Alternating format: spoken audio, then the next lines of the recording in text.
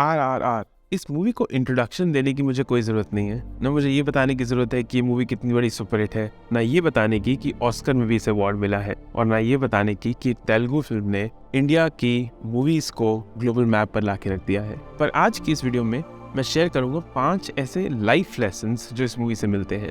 और उसको शेयर करने का रीज़न यही है कि जो मूवीज़ होती हैं ना, वो ना कहीं हमारी सोसाइटी की रिफ्लेक्शन होती है, लेकिन हमारी सोसाइटी भी मूवीज़ की रिफ्लेक्शन होती है। तो ऐसी अच्छी मूवीज़ से अगर हम नहीं सीखेंगे तो फिर कैसे सीखेंगे। आई होप ये लेसन आपके लिए वैल्यूबल हो। छोटी सी वीडियो है, कमेंट्स में ज़रूर डालिएगा कि 5 में से कौन सा लेसन आपको सबसे पावरफुल लगता है और आप उसको अपनी लाइफ में इम्प्लीमेंट करते हैं। And as always, ignite neurons on a mission to touch a billion lives positively.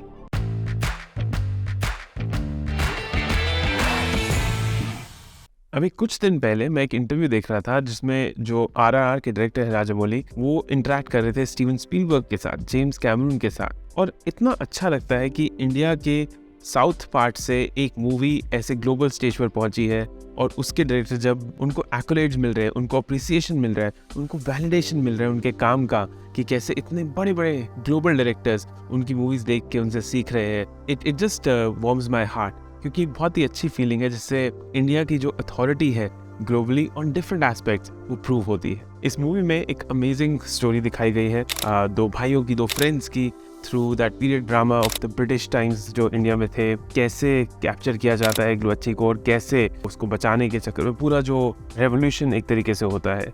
उस मूवी के जो ग्राफिक्स है, जो एक लार्ज स्केल पर मूवी बनी है, वो बहुत ही फैसिनेटिंग है। बट आज इस वीडियो में मैं आपसे शेयर कर रहा हूँ 5 लेसन्स जो मैंने इस मूवी की स्टोरी से, इस मूवी को देखकर सीखे हैं। पहला लेसन, करेज एंड डिटर्मिनेशन। इस मूवी के जो 2 मेन कैरेक्टर्स हैं, राम और भीम, उन दोनों ने कमाल का डिटर्मिनेशन और कमाल की करेज दिखाई है कि वो ऑपोजिशन के अगेंस्ट खड़े होने को तैयार थे। ऑपोजिशन उनसे बहुत बड़ा था, लेकिन उनकी करेज के थ्रू वो हार नहीं मानना चाहते थे। आप अपनी लाइफ में क्या ऐसे ऑब्स्टिकल्स हैं जो आप फेस कर रहे हो जिसमें आप वो करेज दिखा सकते हो? शायद आप अपनी नौकरी में खुश नहीं हो और उसको चेंज करना चाहते हो, शायद आप अपने बिजनेस को और एक्सपैंड करना चाहते हो, शायद अपने बिजनेस को बंद करके कुछ और करना चाहते हो।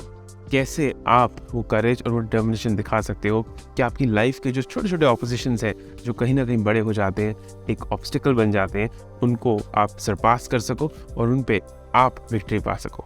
The second lesson is unity and brotherhood. वो हर थोड़ी देर में सीन आता है ना, जब उन दोनों का हाथ इकट्ठे दिखाया जाता है और कैसे दोनों एक दूसरे से यूनाइट होते हैं।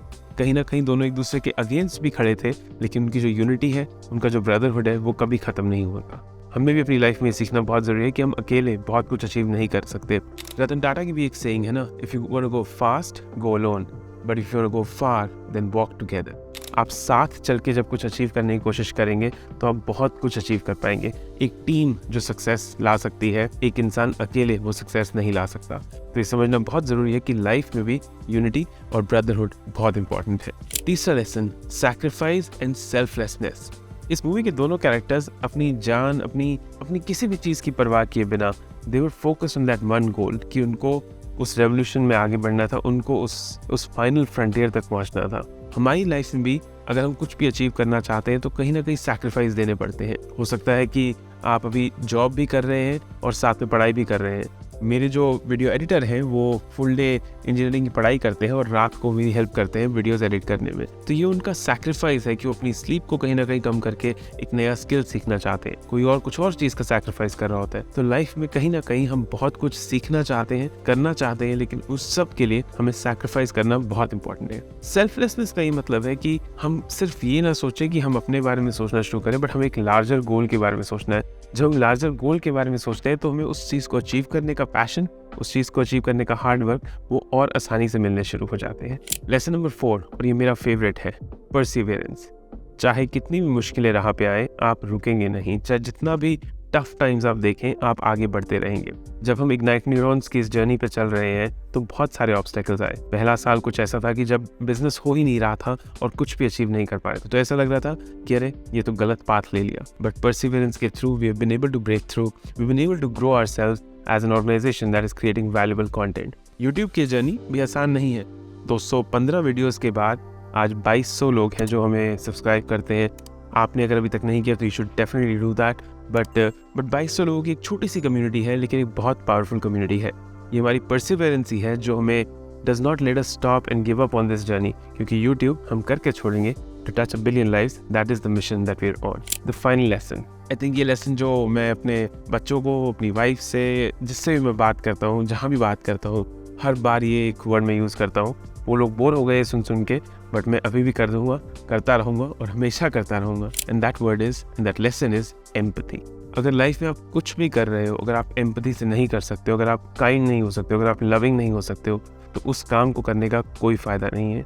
आई थिंक हम ह्यूमन बींग्स एक दूसरे के साथ बढ़कर चलना चाहते हैं, एक दूसरे के लिए बहुत कुछ अचीव करना चाहते हैं, कभी कभी हम एक दूसरे को डिसिप्लिन भी करना चाहते हैं, लेकिन इट इज़ हाईली क्रिटिकल कि हम ये समझें कि हर वो काम एम्पैथी से होता है. इस मूवी में भी बहुत सारे इमोशंस दिखाए गए हैं, बहुत सारे ऐसे स्टेजेस दिखाई गई हैं जहाँ पे आप उस कैरेक्टर के लिए बहुत सारा प्यार और एम्पैथी फील करते हैं.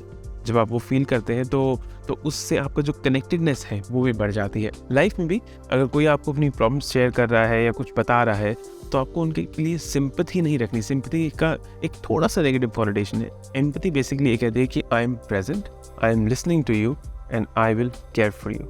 मैं शायद कुछ कर ना पाऊँ या कुछ चेंज ना कर सकूँ, बट मैं स्टिल आपके साथ खड़ा हूँ. इन 5 लेसन में से आपके लिए सबसे वैल्यूबल कौन सा था, कौन सा है जो अपनी लाइफ में अप्लाई करते हैं, कमेंट्स में ज़रूर लिखिए. I'd love to have a conversation with you. And और कोई मूवीज़ है जो आप चाहते हैं कि हम उनको इवैल्यूएट करें, उनके लेसन निकाल के आपके साथ शेयर करें, तो प्लीज़ डू दैट. एंड अगर अभी तक नहीं किया है तो नाटू नाटू पे डांस करके एक रील ज़रूर बना दीजिएगा. इग्नाइट न्यूरॉन्स और mission to touch a billion lives possibly. As always आपका एक लाइक, एक शेयर, एक सब्सक्राइब हमारे मिशन में हमारा साथ देता है. So if you have done that, empathy के साथ अभी ही वो लाइक बटन दबाएं और सब्सक्राइब बटन की बेल को क्लिक करें.